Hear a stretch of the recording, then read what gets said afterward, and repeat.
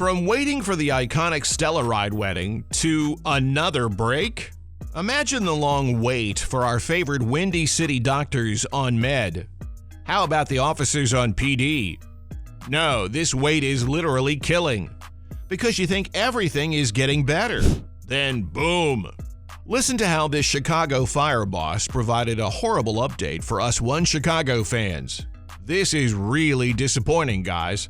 Because first, we know how much you guys love to see your favorite characters from Chicago Fire, Chicago PD, and Chicago Med come together for 3 gripping hours on NBC, right? But unfortunately, it looks like we'll have to wait even longer for the next crossover event. Bosses have recently dropped a disappointing update about the much-anticipated annual event for fans. The last time fans saw their favorite characters from NBC's Chicago franchise share a screen was during the 2019 crossover. But the pandemic and social distancing rules put a halt on the much-loved tradition. Although a new 3-way episode surrounding Violet McCamey was teased, bosses have since backpedaled on their previous announcement. As anticipated, Hanako Greensmith plays Violet McCamey, who was expected to have a family-related story with a connection to Med. But according to showrunner Andrea Newman, right now there are no plans to do a family-related story for Violet with a connection to Med.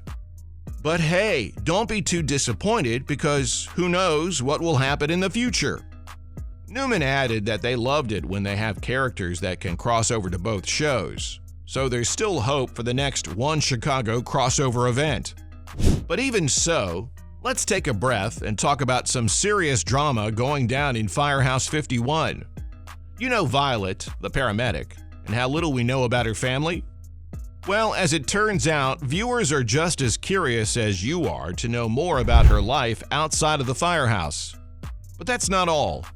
Our girl Violet has been hit with some major heartbreak, losing her boyfriend and colleague, Chief Evan Hawkins. I mean, talk about a double whammy. Chief Hawkins was killed in the line of duty, trying to rescue people from a fire at a movie theater. Violet was also present at the scene, but unfortunately she couldn't save him. The building came crashing down on him, leaving Violet with a broken heart and a heavy burden to carry. Now, if you're like me, you might be thinking, what's going to happen to Violet now? Is she going to leave the firehouse too? But don't worry, my peeps. The bosses confirmed that Violet is not going anywhere. She's going to grieve, sure, but eventually she'll find peace. According to Andrea, the showrunner, Violet is moving towards a lighter space and able to have a little more fun while still remembering Evan. After all, he's still a part of her life. And what's more, well, I'm not talking about the Chicago Cubs victory in 2016, but something even more thrilling than that. In 2019, just before the world went haywire, the crews from Chicago Fire, Chicago PD, and Chicago Med got together for a citywide rare and deadly outbreak. And damn, it was a roller coaster ride. The episode, called Infection, had our beloved firefighter Matthew Casey, played by the charming Jesse Spencer. Notice a man repeatedly saying BRT while his leg was covered in some gnarly flesh-eating bacteria? Gross! This incident led to the infected man being rushed over to Chicago Med. I bet they wish they'd had some of that fancy COVID vaccine back then. Meanwhile, Firehouse 51 is called to a fire at a university that's somehow connected to the outbreak. Talk about a hot situation, right? But wait, there's more. Let's get talking about a crazy and gruesome incident that will make your skin crawl. So imagine this. A group of paramedics get a call for a routine checkup. But when they enter the house, they are hit with a stench that could make a garbage truck smell like roses. And that's not even the worst part. As they move closer, they find 2 dead bodies lying in the room. Yikes! The bodies are covered in sweat and blood, and their skin is all purple and mottled. The paramedics are already feeling nauseous, and I don't blame them. I mean, I wouldn't want to be in their shoes either. But it gets worse. The CDC gets involved, and they confirm that these 2 bodies had the same symptoms as an infected man who was rushed to the hospital earlier. Holy cow, the situation is getting dire and fast.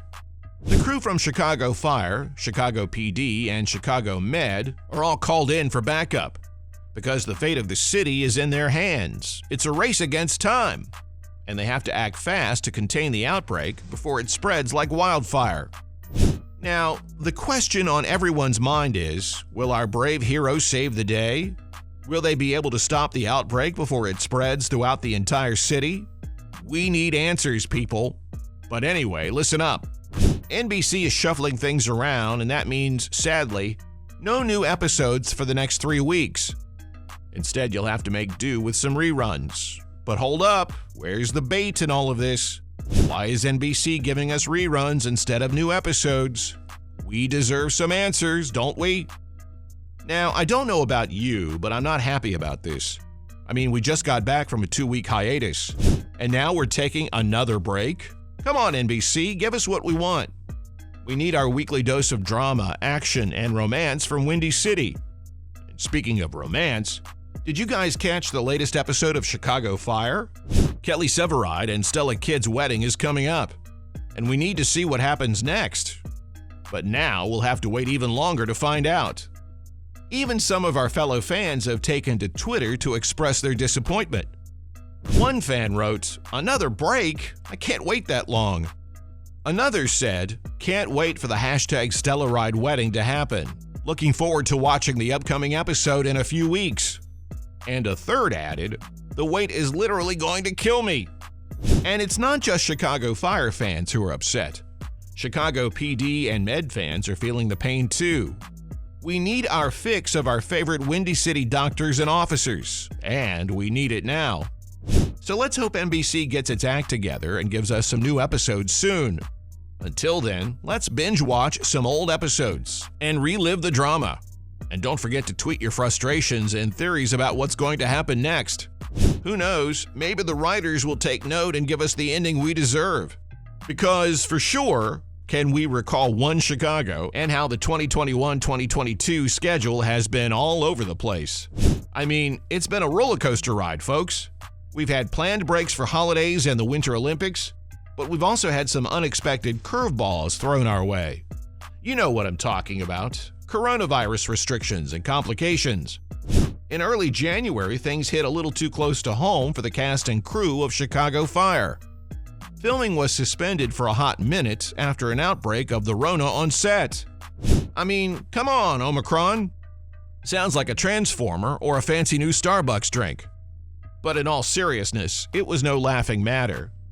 Deadline reported that multiple members of the cast and crew tested positive for the new variant, and production had to come to a screeching halt. And can you imagine being in the middle of filming a scene and all of a sudden someone shouts, "Cut!" because they found out the guy in the corner has the Rona? Wild, man. And now again, when we thought things are getting better, here's another break. Damn. So there you have it, folks. One Chicago has had its fair share of ups and downs this season. Let's just hope that things start to settle down soon, and we can all get back to enjoying our favorite shows without any more interruptions. Thanks for tuning in.